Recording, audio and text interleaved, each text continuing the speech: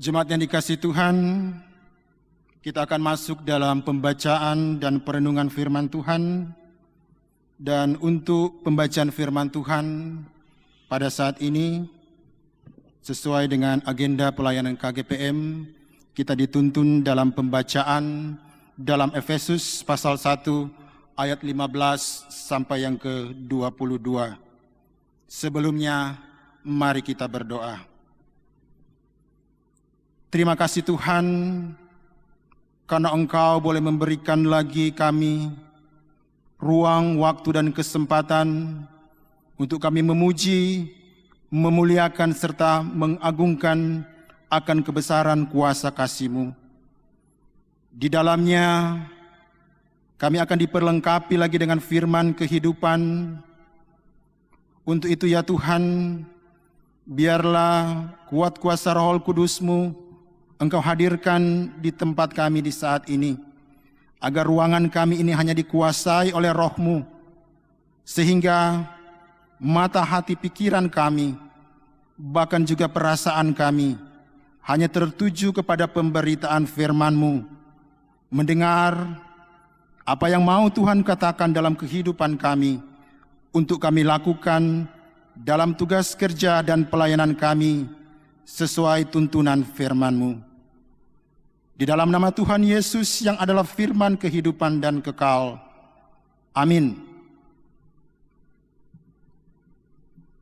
Kita akan membaca Alkitab yang terambil dari Efesus pasal 1 ayat 15 sampai dengan yang ke-22 yang oleh Lembaga Alkitab Indonesia memberi judul Doa untuk Pengertian tentang Kemuliaan Kristus.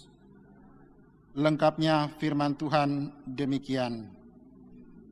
Karena itu, setelah aku mendengar tentang iman-Mu dalam Tuhan Yesus dan tentang kasih-Mu terhadap semua orang kudus, aku pun tidak berhenti mengucap syukur karena kamu, dan aku selalu mengingat kamu di dalam doaku dan meminta kepada Allah Tuhan kita Yesus Kristus, yaitu Bapa yang mulia itu, supaya Ia memberikan kepadamu roh hikmat dan wahyu untuk mengenal Dia dengan benar, dan supaya Ia menjadikan mata hatimu terang, agar kamu mengerti pengharapan apakah yang terkandung dalam panggilannya, betapa kayanya kemuliaan bagian yang ditentukannya bagi orang-orang kudus, dan betapa hebat kuasanya bagi kita yang percaya, sesuai dengan kekuatan kuasanya yang dikerjakannya di dalam Kristus, dengan membangkitkan Dia dari antara orang mati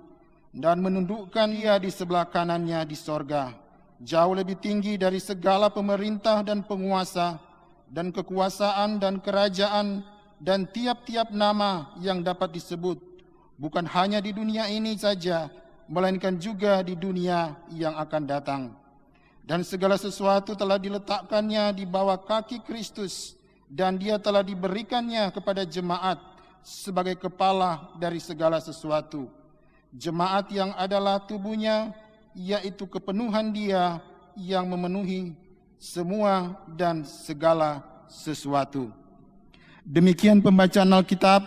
Berbahagialah kita yang mendengarnya sebagai firman Tuhan dan melakukan di dalam kehidupan setiap hari. Terpujilah Yesus Kristus.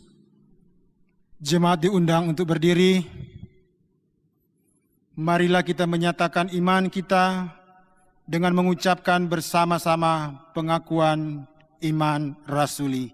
Kita mulai. Aku percaya kepada Allah Bapa yang Maha Kuasa, Khalik langit dan bumi, dan kepada Yesus Kristus anaknya yang tunggal Tuhan kita, yang dikandung daripada Roh Kudus, lahir dari anak darah Maria, yang menderita di bawah pemerintahan Pontius Pilatus, disalibkan, mati, dan dikuburkan, turun ke dalam kerajaan maut.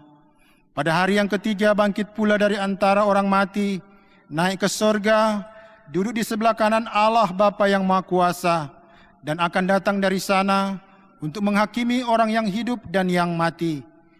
Aku percaya kepada Roh Kudus, gereja yang kudus dan am, persekutuan orang kudus, pengampunan dosa, kebangkitan manusia, dan hidup yang kekal. Amin. Jemaat dipersilakan duduk. Bapak, Ibu, Saudara, jemaat yang dikasihi dan diberkati Tuhan, kita bersyukur pada saat ini kalau kita masih dianugerahi Tuhan dengan kekuatan, kesehatan, sehingga kita boleh dapat melangkah, bernafas dan hidup. Walaupun di tengah-tengah banyak persoalan, pergumulan yang kita hadapi, termasuk di dalamnya pandemi COVID-19 yang masih kita gumuli sampai dengan saat ini. Ya. 1 minggu telah kita lewati bersama dan saat ini kita boleh memasuki pekan yang baru dengan penuh keyakinan dan semangat hidup, percaya dan mempercayakan hidup kita kepada Tuhan.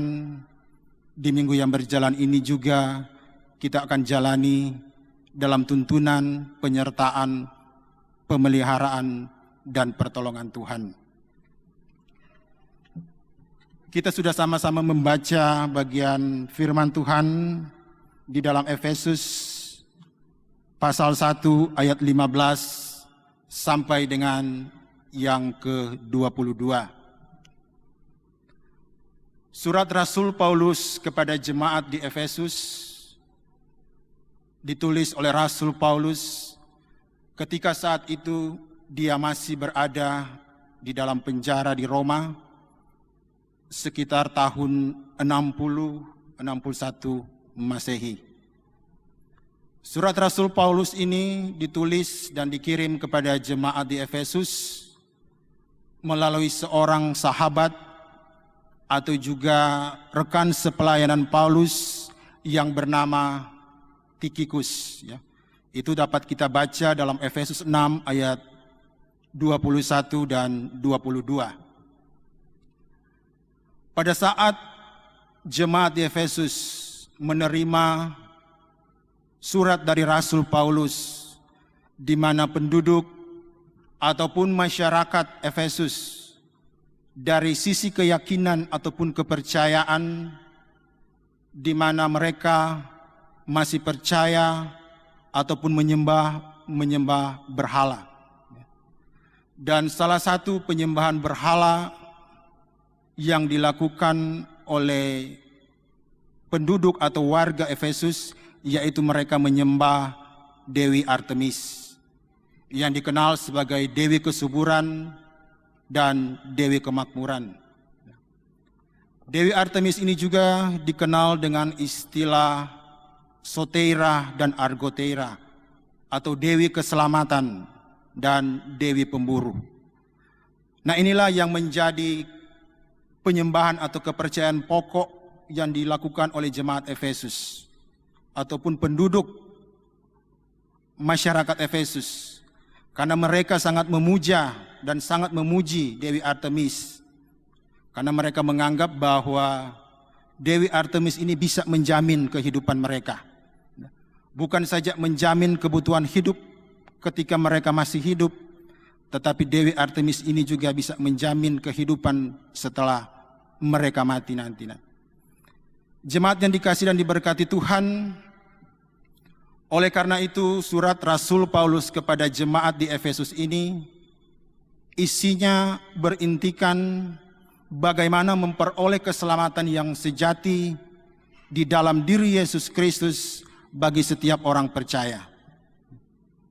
Oleh karena itu surat Rasul Paulus ini sengaja ditulis oleh Paulus untuk mematahkan kepercayaan atau keyakinan-keyakinan yang bertumbuh dan berkembang dan sudah memudaya di tengah-tengah masyarakat ataupun penduduk Efesus pada saat itu.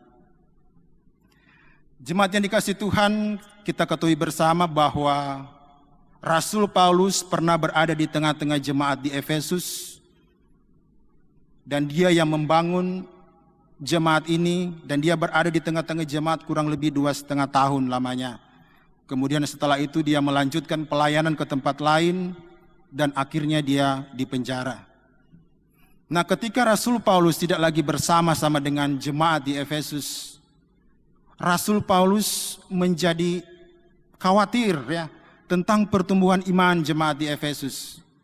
Karena kita tahu bahwa seperti yang saya jelaskan tadi, bahwa kehidupan jemaat Efesus penuh dengan tekanan hidup oleh karena iman mereka kepada Yesus Kristus.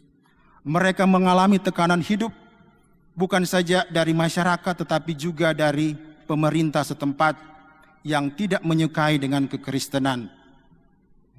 Sehingga mereka seringkali membuat kerusuhan, membuat keributan, bahkan mereka membakar desa, membakar kota. Kemudian orang percaya, orang Kristenlah yang dikambing hitamkan. Oleh karena itu Rasul Paulus mengetahui benar bagaimana situasi kondisi yang dialami oleh masyarakat di Efesus ataupun jemaat di Efesus. Oleh karena itu setelah dia dipenjara, Rasul Paulus tidak berhenti ya, untuk berdoa untuk jemaat ini. Di dalam pembacaan kita tadi kita lihat bagaimana Rasul Paulus menopang dalam doa jemaat ini. Ya, dia berdoa kepada Tuhan supaya Tuhan mengaruniakan Roh Kudus, mengaruniakan hikmat kepada jemaat supaya mereka lebih mengenal Tuhan lebih dekat. Rasul Paulus terus menopang dalam doa supaya Tuhan membukakan pintu hati jemaat supaya mereka bisa melihat kekuatan pengharapan yang disediakan Tuhan bagi setiap orang percaya.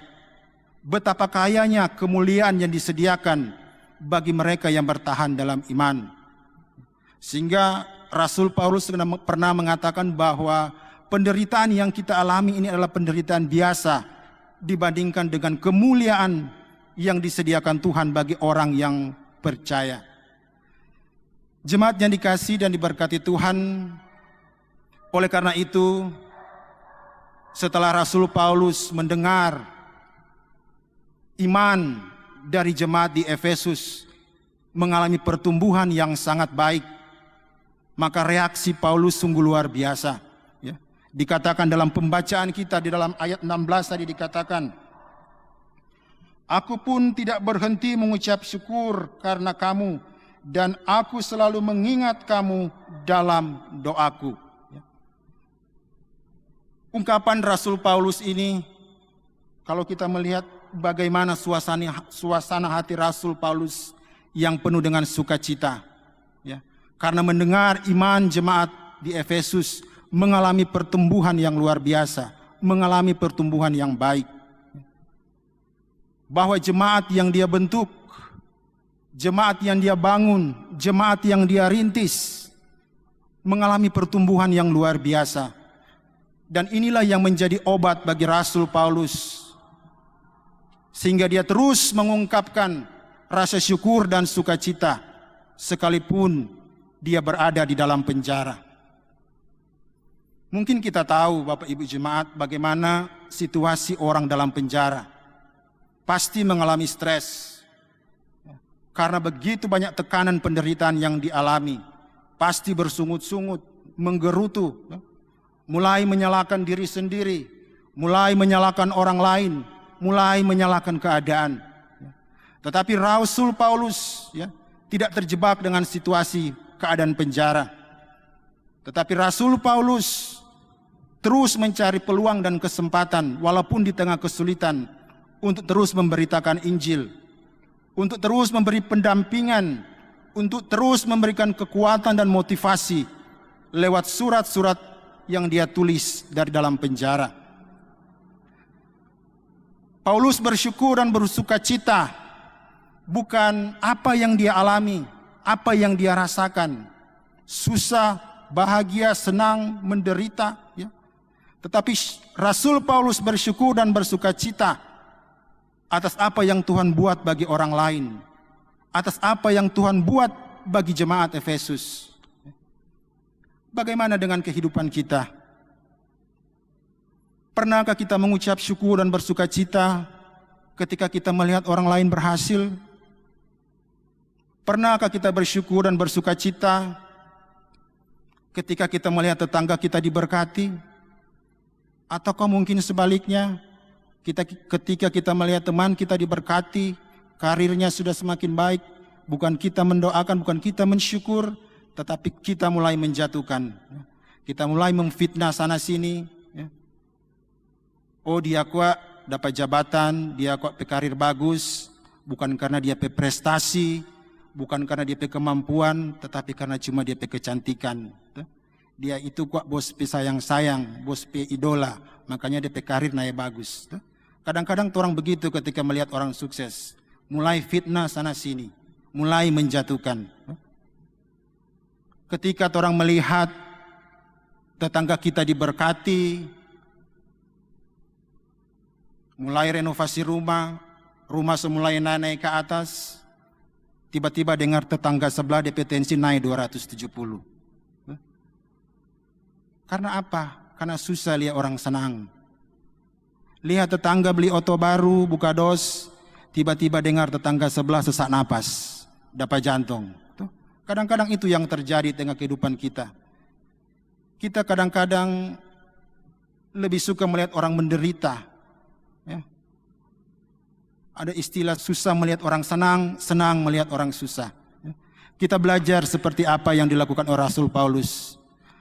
Dia bukan bersyukur dan bersuka cita atas apa yang dia alami dalam kehidupannya, tetapi dia bersyukur dan bersuka cita atas apa yang Tuhan buat bagi orang lain.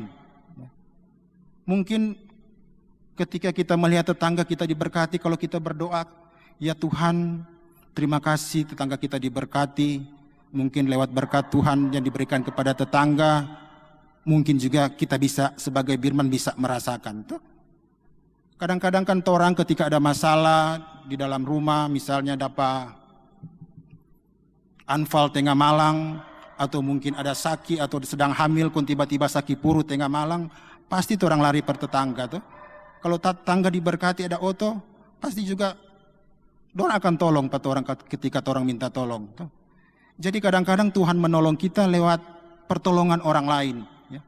Kadang-kadang Tuhan memberkati kita lewat berkat daripada orang lain. Oleh karena itu marilah kita belajar dari apa yang dilakukan oleh Rasul Paulus. Dia bersyukur dan bersuka cita atas apa yang Tuhan buat bagi kehidupan orang lain. Oleh karena itu jemaat yang dikasihi dan diberkati Tuhan, kita jangan selalu terpaku dengan penjara kehidupan kita, tetapi kita belajar dari apa yang dilakukan oleh Rasul Paulus. Dia tidak terpaku dengan apa yang dia alami dalam penjara, ya. Tetapi dia bisa melihat peluang kesempatan, walaupun dalam kesulitan, dalam tekanan, dalam penjara, dia terus memberitakan Injil. Dia terus memberikan kekuatan, pendampingan, semangat lewat surat-surat yang dia tulis dari dalam penjara. Jemaat yang dikasihi dan diberkati Tuhan,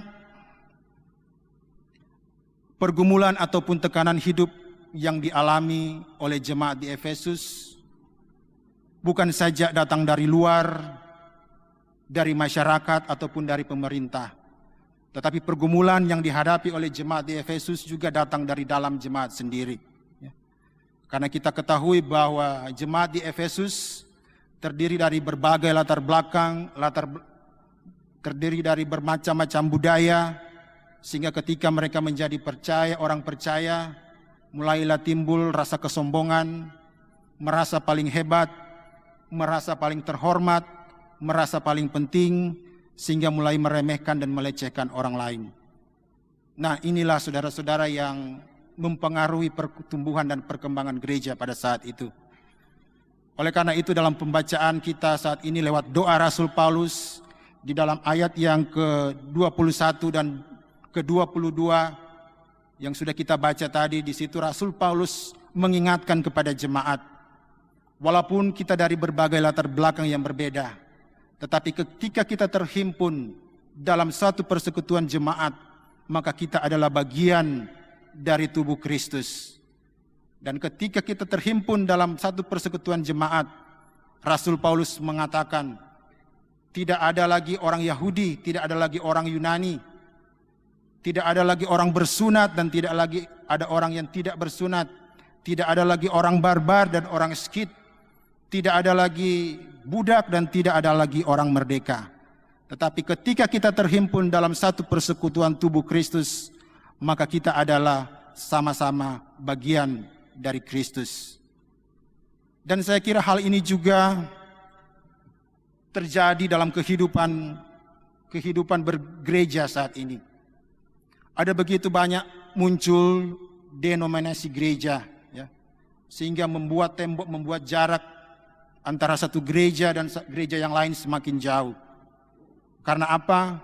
Karena masing-masing gereja merasa diri paling hebat, merasa diri paling terhormat, merasa diri paling benar, merasa doktrin mereka yang paling alkitabiah, merasa gereja mereka punya roh, gereja yang lainnya tidak ada roh, sehingga mereka mulai menyalahkan gereja-gereja yang lain. Dan inilah saudara-saudara yang menjadi perpecahan di dalam tubuh Kristus. Oleh karena Rasul Paulus mengingatkan gereja sebagai tubuh Kristus harus hidup dalam persatuan, harus hidup rukun dan damai. Karena inilah yang akan menjadi kekuatan kita sebagai tubuh Kristus, ya, supaya tubuh Kristus jangan terpecah-pecah. Oleh karena itu, kita sebagai gereja, kita harus belajar dari sejarah. Mungkin kita tahu jemaat mula-mula, ya, ketika Rasul Yohanes mendapat penglihatan di Pulau Patmos tentang 7 jemaat ini, mungkin kita tahu ada di kitab Wahyu, yaitu ada jemaat Efesus, jemaat Smyrna, Pergamus, Tiatira, Sardis, Philadelphia, dan Laodikia. 7 jemaat. Ya. Mungkin kita tahu 7 jemaat ini ada di mana sekarang. Ya. Mereka ada di bagian dari negara Turki. Ya. Mungkin kita tahu berapa umat Kristen sekarang yang ada di negara Turki. Mungkin tinggal 2%. Ya. Kejayaan Kristen telah hancur. Ya. Gereja-gereja banyak yang telah dijadi museum, banyak gereja-gereja telah beralih fungsi menjadi tempat ibadah dari agama lain. Dan ini menjadi pelajaran bagi kita sebagai gereja. Kalau gereja belum bisa bersatu, kalau gereja masih merasa diri paling hebat, merasa diri paling penting, merasa diri paling alkitabiah, bukan tidak mungkin 20, 30, 40 tahun depan kekristenan di Minahasa ataupun kota Manado tinggal menjadi catatan sejarah. Oleh karena itu Rasul Paulus mengingatkan kita pada saat ini lewat doanya supaya gereja menjadi satu. Karena gereja adalah bagian dari tubuh Kristus, harus hidup rukun dan damai, harus hidup berdampingan. Dan bagaimana kita melihat Rasul Paulus menganalogikan, ya, Kristus dan jemaat sebagai satu tubuh, Yesus sebagai kepala dan jemaat sebagai tubuh. Sama dengan tubuh kita manusia, ya. Ada bermacam-macam anggota. Jadi masing-masing anggota tubuh punya tugas fungsi masing-masing, ya. Jangan merasa bahwa ada satu yang paling penting, satu tidak. Mungkin kita pernah mendengar cerita tentang anggota tubuh, ya. Ada kaki mengatakan, oh kalau kita nyandak babajalang, ini tubuh ini boleh bikin apa-apa. Kemudian tangan datang, oh kalau kita nyandak bapegang, ambil sesuatu, biar le kaki bajalang, ini tubuh ini boleh bikin apa-apa. Kemudian mata datang, kaki tangan, badia ngoni situ. Biar le ngoni mau bajalang pi mana, biar le ngoni mau ambil apa, kalau kita nyandak bekerja, kita tutup kita pe mata, ada palia itang semua. Kaki mau melangkah pi mana, tangan mau pegang apa.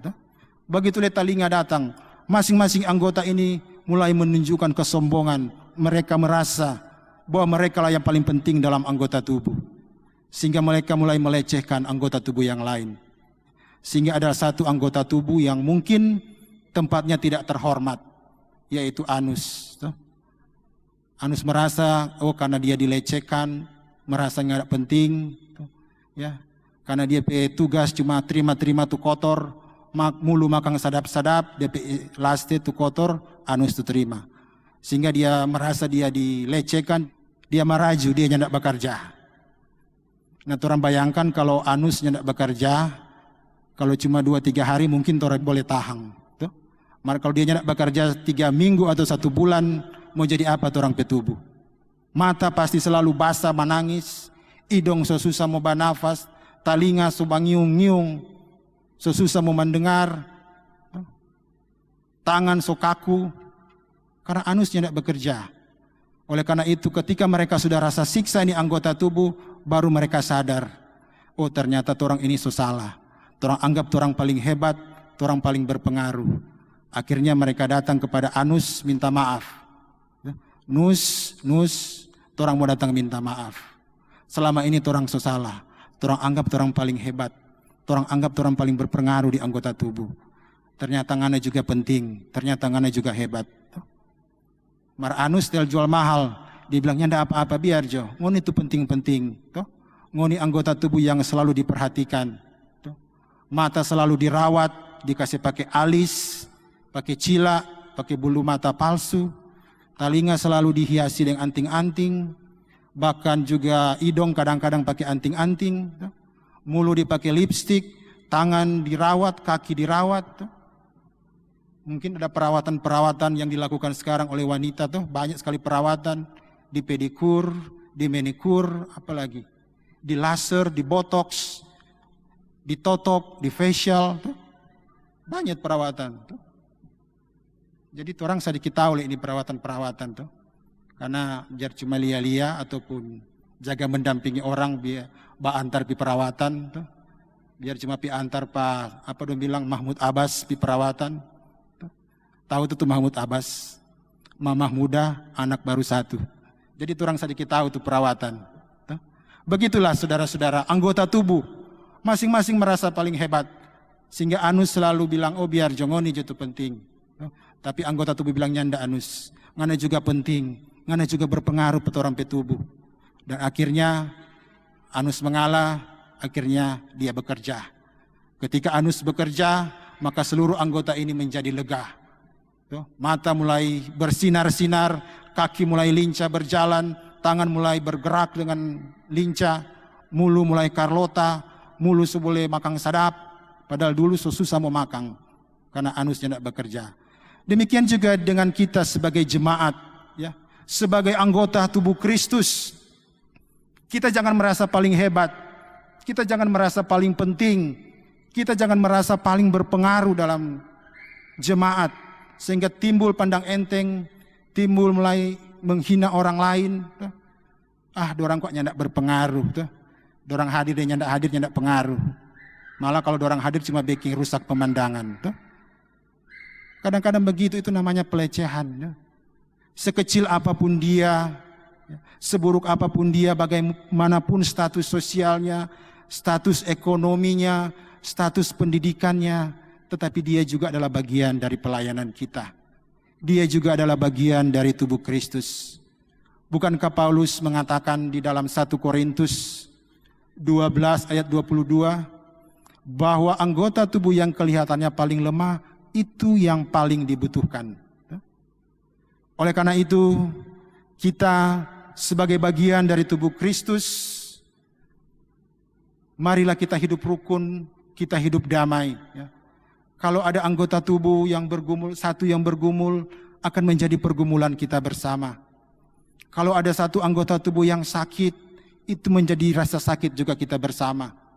Kalau ada anggota tubuh yang bersukacita, itu juga yang akan menjadi sukacita bersama.